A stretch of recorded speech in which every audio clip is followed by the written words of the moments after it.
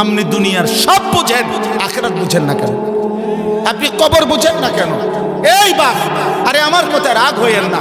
দুনিয়ার ঘর আপনার, আপনার দাদায় মাটি ফেলাইছে, ভিটা বাঁধছে, আপনার বাবাই হয়তো চারিদিকে বাউন্ডারি ওয়াল দিছে, আপনি আইয়া বিল্ডিং করছেন। 3 পুরুষ লাগাইয়া, 4 পুরুষ লাগাইয়া হয়তো দুনিয়া সাজানো যায়, দুনিয়ার ঘর তৈরি করা যায়, কিন্তু মাটির নিচে আপনার আরেকটা ঘর আছে, সেই ঘরের নাম কবর।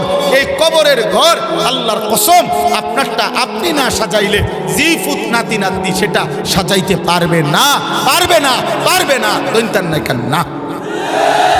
এই জন্য মাটির উপরে ঘর পরের ওয়ালারাও করতে পারবে, কিন্তু মাটির নিচের ঘর আমাকেই সাজাইতে। এই পৃথিবীর সব ছেড়ে দেওয়া যায় দোস্ত, আল্লাহকে ছেড়ে দেওয়া যায় না।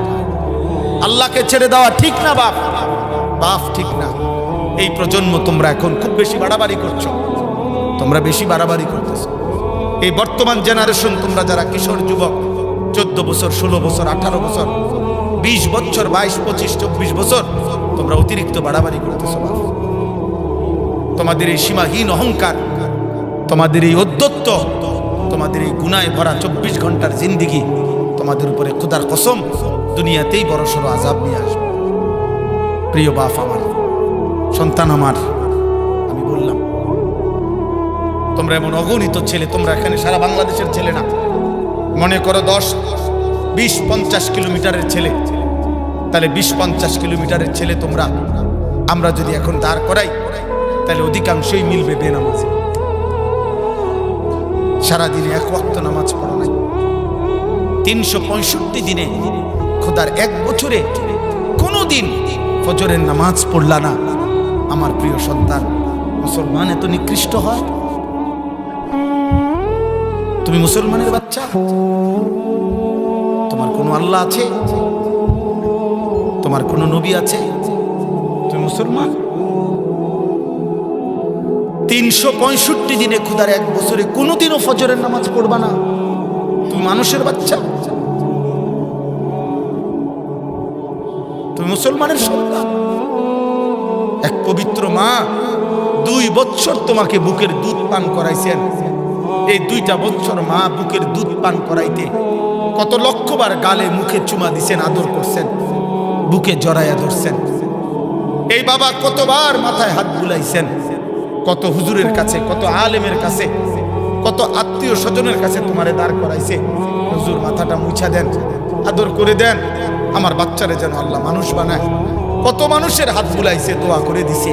তোমার চাচি, তোমার মামি, তোমার ফুফি, তোমার খালা, তোমার দাদি, তোমার নানি, তোমার দাদা, তোমার নানা, তোমার গ্রামের হুজুর, তোমার মসজিদের ইমাম সাহেব, তোমার মসজিদের মুয়াজ্জিন, তোমার এলাকার কোনো আলেমে দ্বীন, এতগুলো মানুষের হাত বুলাই দিছে।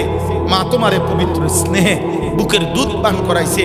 বাবা তোমার জন্য উপার্জন করতে গিয়ে মিনিটের পর মিনিট, ঘন্টার পর ঘন্টা, ভরা দুপুরে মাথার ঘাম পায়ে ফেলাইছে।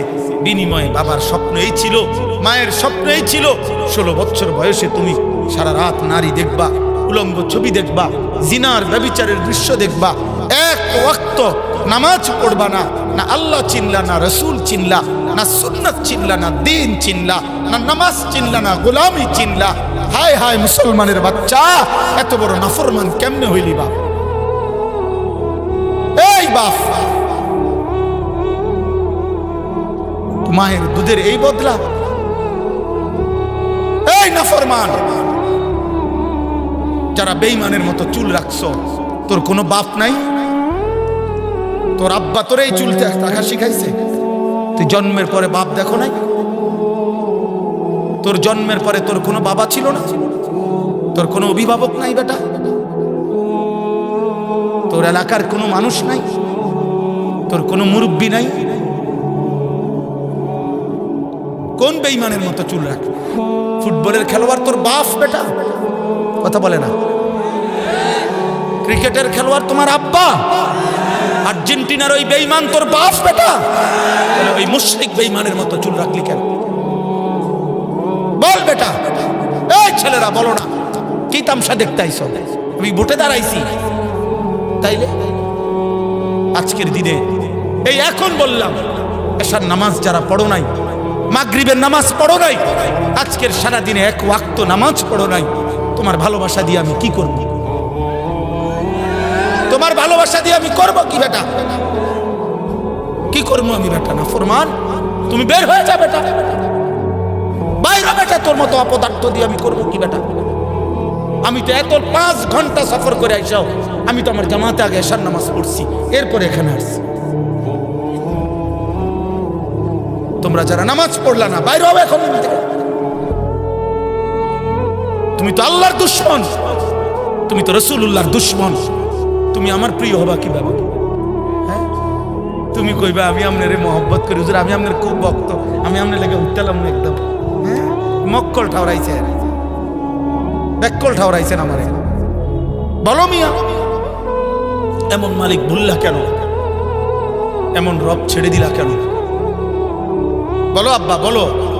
আজকে ওয়াদা করো, আজকের রাত থেকে নামাজ পড়বা, বলো ইনশাআল্লাহ। এখন পড়বা, বলো ইনশাআল্লাহ। এই নওজোয়ান, এখন বলো ইনশাআল্লাহ। 30 বছরের নিচে যাদের বয়স, তোমরা হাত তোলো, হাত তোলো যাদের বয়স 30-এর নিচে। দেখেন কি পরিমাণ, দেখ। বলো ইনশাআল্লাহ, নামাজ পড়বো ইনশাআল্লাহ, ফজর পড়বো ইনশাআল্লাহ। জোরসে বলো ইনশাআল্লাহ, আরো জোরে বলো ইনশাআল্লাহ। কোন নামাজ? কোন নামাজ? আবার বলো, জোরসে বলো, সবাই বলো ইনশাআল্লাহ। আমি ওয়াদা দিলাম, হাদিসের বক্তব্য এটা, মুসলমানের যে সন্তান ফজর পড়বে নিয়মিত, ইনশাআল্লাহ ওই সন্তান আগামী দিনে ইমাম মাহদির সৈনিক হবে, দাজ্জালের বিরুদ্ধে লড়বে, পৃথিবীর শেষ ইহুদিটাকেও জিহাদ করবে তাদের বিরুদ্ধে, এবং ওই নওজোয়ানদের দ্বারাই সারা বিশ্বময় কালেমার পতাকা উড়বে।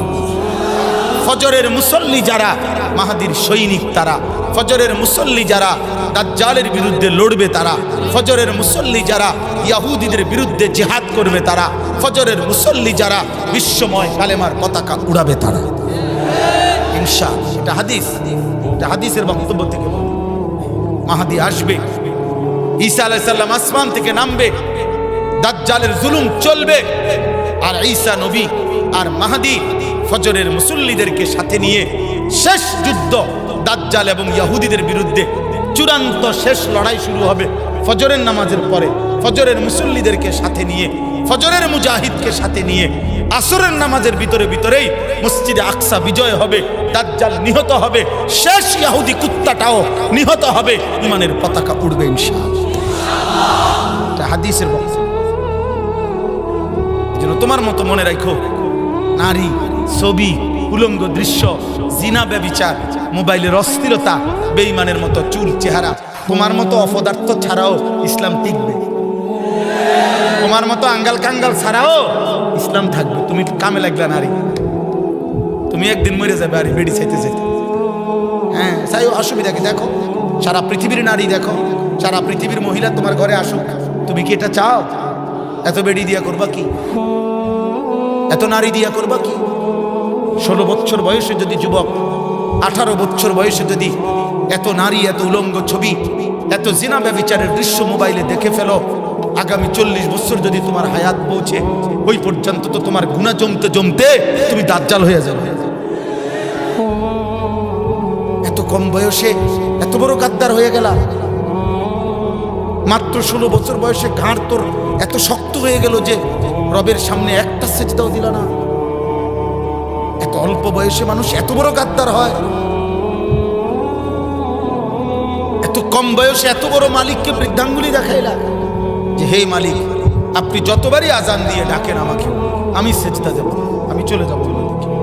আমি এই জন্য পরিষ্কার বলি, একবারে চোখের দেখা বাস্তবতা হলো, আপনারা যে কেউ দেখেন, বাবা তোমরাও দেখো, যখনই আজান হয়, এই পৃথিবীর সবাই জানে এটা আজান হলে কুত্তা খেউ খেউ করে, ঘেউ ঘেউ করে ওই জায়গার থেকে সরে যায়। এটা আজান হলে মসজিদের সীমানার কাছ থেকে সরে যাওয়া, এটা কুকুরের স্বভাব, এটা মোমেনের স্বভাব হইতো। তুমি নাইলে দেখো, তুমি দেখো। এই জন্য সেলফি উঠাইবার সময় মানুষের লগে উঠাইও না, ওই কুকুরের লগে উঠাই। দোস্ত তুই আর আমি মিলছি বালা, দুজন একসাথে উঠাইবা, উঠাইয়া বলবা দেশবাসী কমেন্টস করে জানাবেন আমাদের দুইজনকে কেমন লাগছে। সারা দেশবাসী জানাবে একরকমই লাগছে। দুজনই মুত্তা ফানি লয় না, একবারে খাপে কাপ মনতে যারবা। আমরা দেশে কয়ারি মনতে যারবা, দুই দেশে যারবা, বুঝেন নাই? খালাস, এটা বুঝতে শিখেন। প্রিয় ভাই, তুমি বুঝতে শিখো, বুঝতে শিখো।